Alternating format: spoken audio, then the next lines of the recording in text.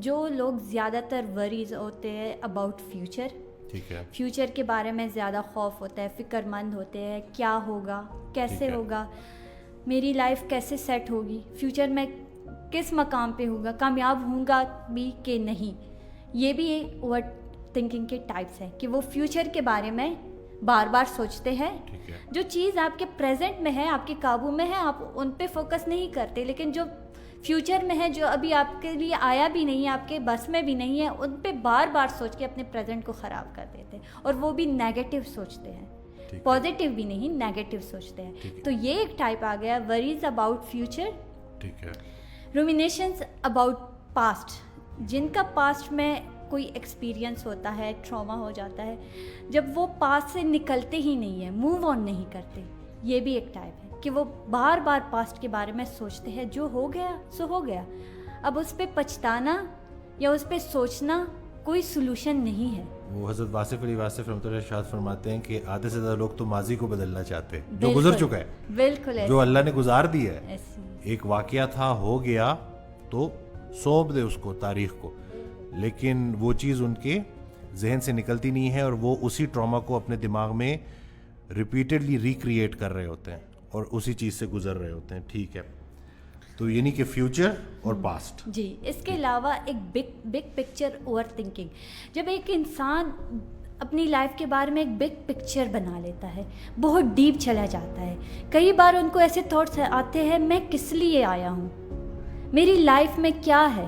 جیسے کہتے ہیں کہ اسلام میں زیادہ ڈیپ میں اندر نہیں جانا چاہیے، پھر آپ نیگیٹیوٹی کی طرف جاتے ہو. اس طرح جب وہ لائف کے بارے میں بگ پکچر بنا لیتا ہے، ریلیجیس او سی ڈی کے بارے میں جو ہے کہ اس بہت سارے لوگ پھر بار بار وضو کرتے ہیں، ان کو اپنا آپ پاک نہیں لگتا، اور مطلب اسی طرح سے نا پھر وہ اس حد تک ان کی جو ہے زندگی کوالٹی آف لائف خراب ہو جاتی ہے کہ بالکل. اچھا، اس کے علاوہ جو ہے کچھ لوگ مائنڈ ریڈنگ ایزمپشن کرتے ہیں خود سے. جیسے اگر کوئی بندہ ان سے کوئی بات کرے تو انہیں لگتا ہے یہ بات انہوں نے اس انداز میں کی، کس مقصد سے کی، کہیں یہ مجھے نقصان تو نہیں پہنچانا. بار بار ان کے مائنڈ میں یہی آتا ہے، کہیں یہ مجھے نقصان تو نہیں پہنچا رہے. اب آپ سپر پاور تو نہیں ہے کہ آپ کو ان کے تھاٹس کا بھی پتہ چلے، ان کے اندر کی چیزیں آپ کو پتہ چلے، لیکن یہ اپنے آپ سے ازمپشنز کرتے ہیں. جیسے دو بندے آپس میں بات کرتے ہیں تو وہ تیسرا کہتا ہے یہ میرے بارے میں ہی بول رہے ہیں. تو اس طرح وہ اس چیز پہ بار بار اوور تھنکنگ کرتے ہیں اور یہ مینٹل النس کا شکار ہو جاتے ہیں.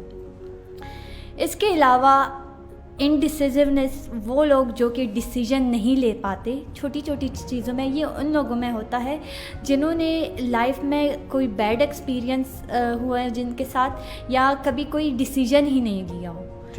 وہ لوگ یہ اس حوالے سے زیادہ اوور تھنکنگ کرتے ہیں کہ چھوٹی چھوٹی چیزوں میں یہ کپڑے پہنوں، میں وہ کپڑے پہنوں، کیا کروں، میں بزنس سٹارٹ کروں یا نہ کروں. اگر بزنس سٹارٹ کیا تو نقصان نہ ہو جائے. پہلے آپ سٹارٹ تو لیں، کیونکہ بزنس میں فائدہ بھی ہوتا ہے، نقصان بھی ہوتا ہے، لیکن وہ سٹارٹ ہی نہیں لے پاتا، ڈیسیژن ہی نہیں لے سکتا. اس کے علاوہ جو لوگ ہوپ لیس ہوتے ہیں، ورتھ لیس ہوتے ہیں، ہیلپ لیس ہوتے ہیں، وہ انہی چیزوں کے حوالے سے زیادہ سوچتے ہیں، اوور تھنکنگ کرتے ہیں. ہوپ لیس، اگر کسی کی زندگی سے امید ہی ختم ہو جائے تو ان کی زندگی نہیں رہتی، کیونکہ امید ایک روشنی ہوتی ہے جو انسان کو موٹیویٹ کرتی ہے آگے بڑھنے کی.